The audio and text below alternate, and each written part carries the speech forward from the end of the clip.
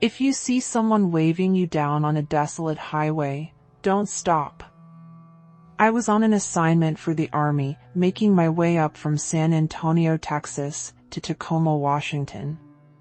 It was a long drive, and they gave me 6 days to report to my new unit, but I didn't mind. I love road trips. There's nothing like the freedom of exploring the world by yourself.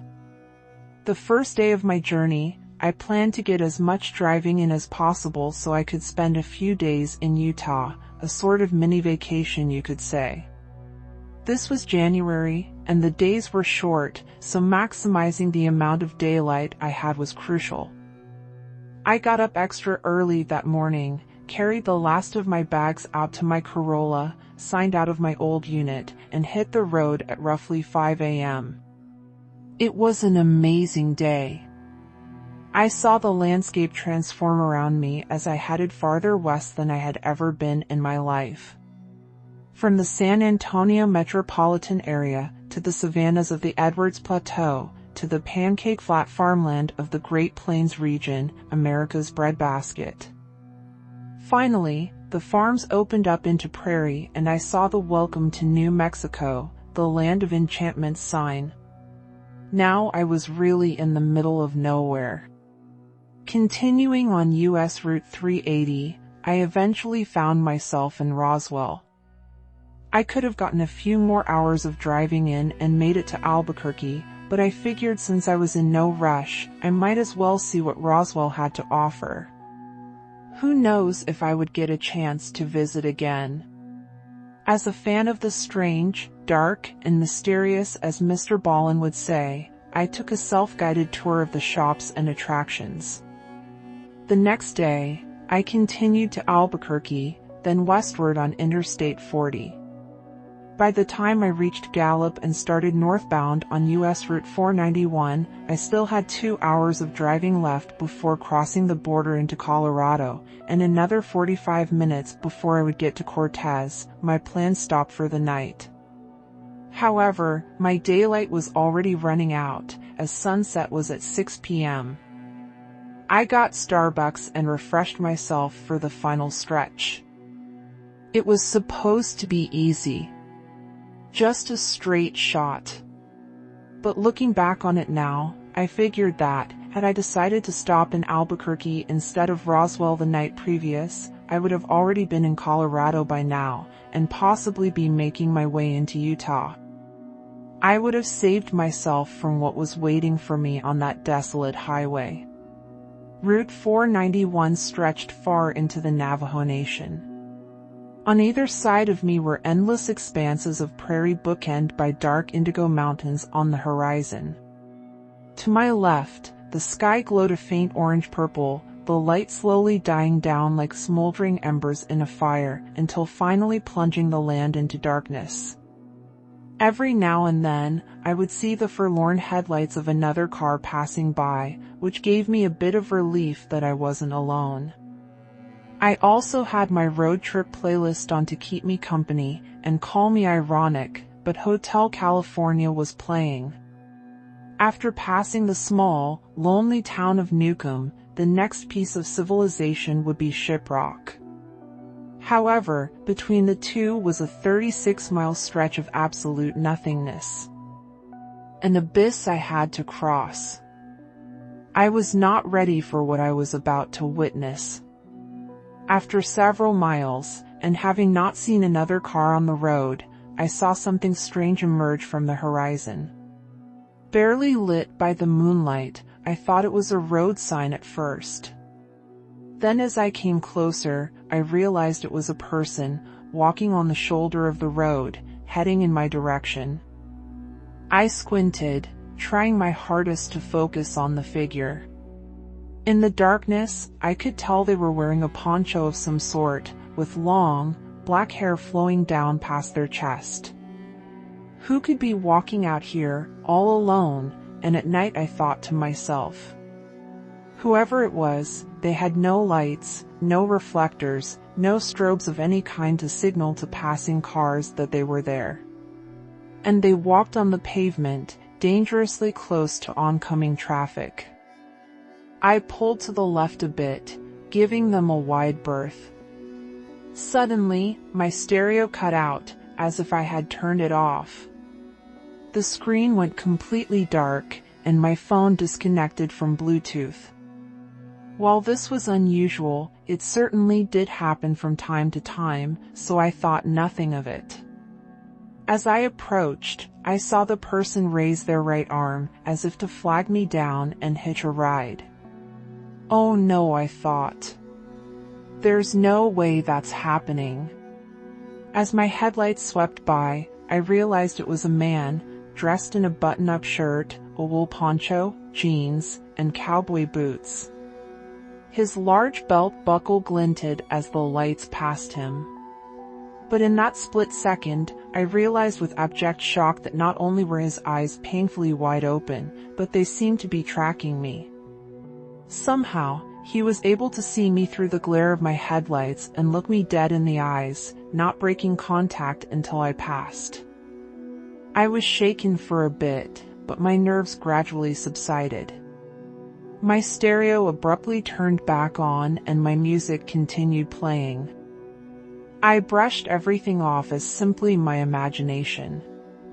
The darkness and the shadows playing tricks on my mind.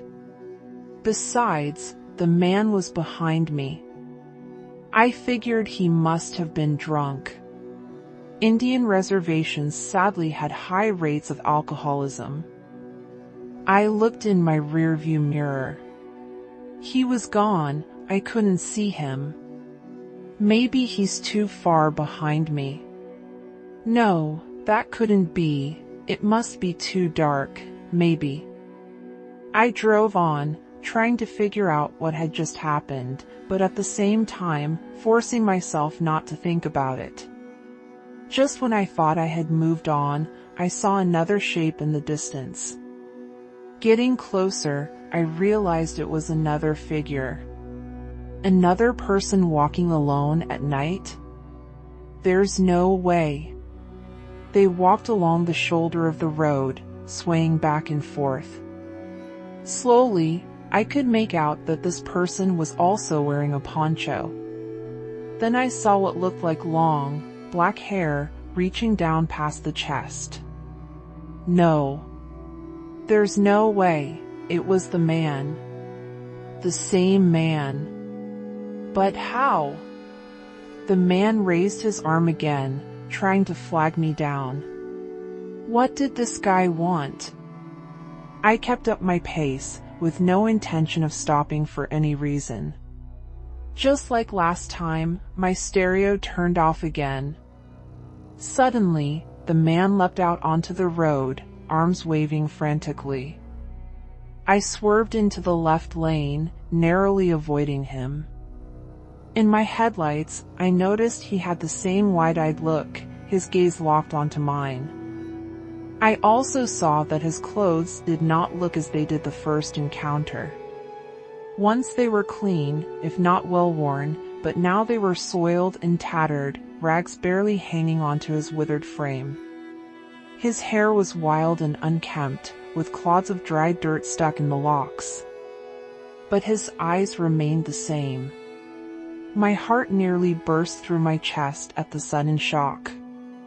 Hyperventilating, I slowed down and glanced into the rearview mirror to make sure he was all right.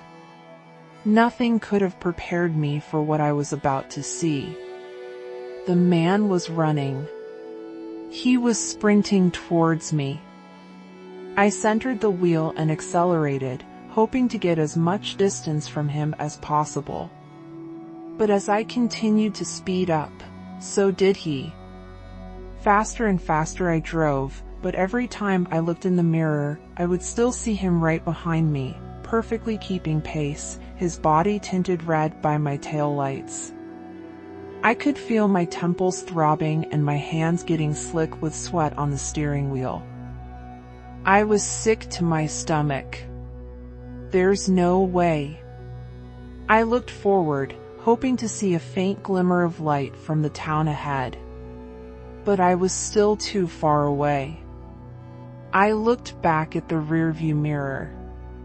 The man was gone. I should have been relieved, but I knew better. Where did he go? I looked around, hoping to regain a visual on him. I couldn't see anything. Taking a deep breath, I refocused on the road, but kept my guard up. Just keep driving, I told myself. Only a few more miles to go.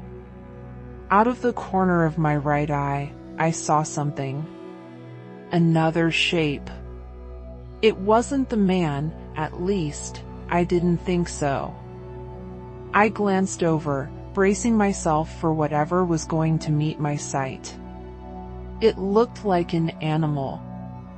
Some kind of animal, though I couldn't make out exactly what it was. Under the moonlight, I could see it running alongside my car, its forelimbs reaching out in long strides, its back undulating like a dog.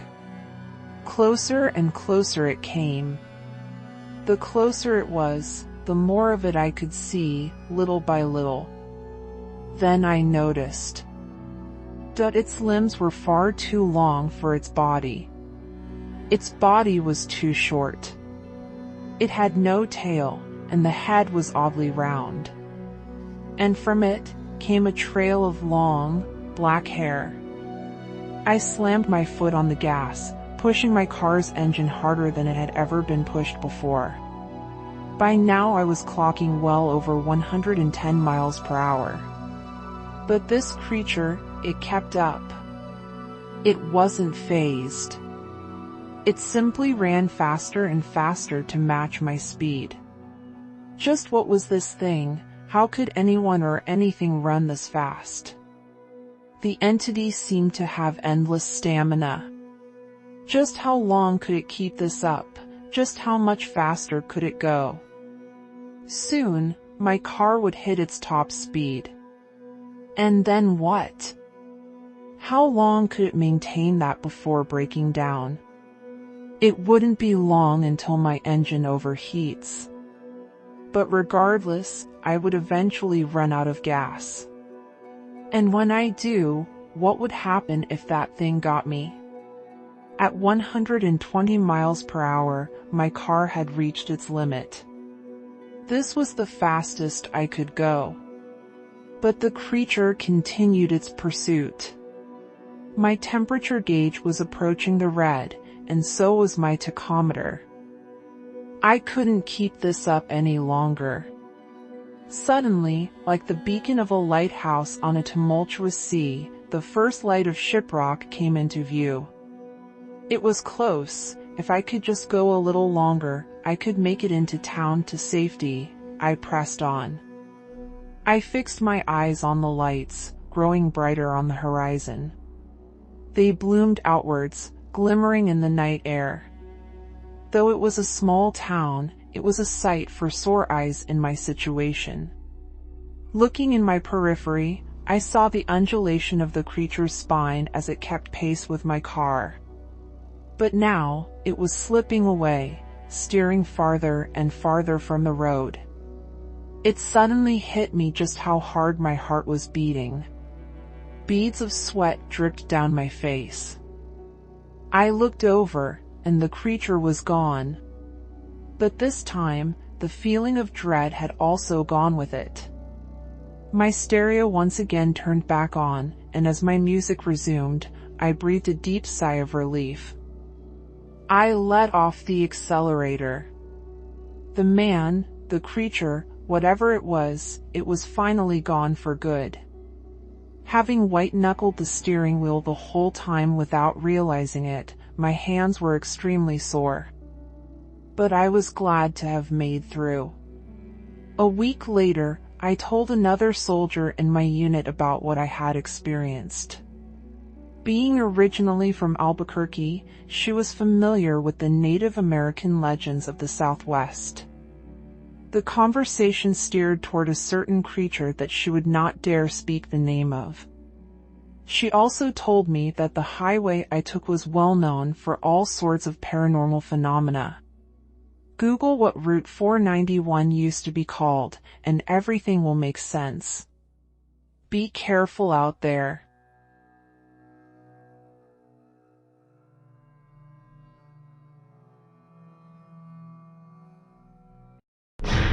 Hey guys, Nemesis here. Thanks for stopping by. If you enjoyed the following story, please remember to like and subscribe for more content. Also, let me know down in the comments your thoughts of the story and if there is a particular type of story you would like to have read. If you have a story of your own that you would like to have read, you can submit them to the email in the description. Until next time.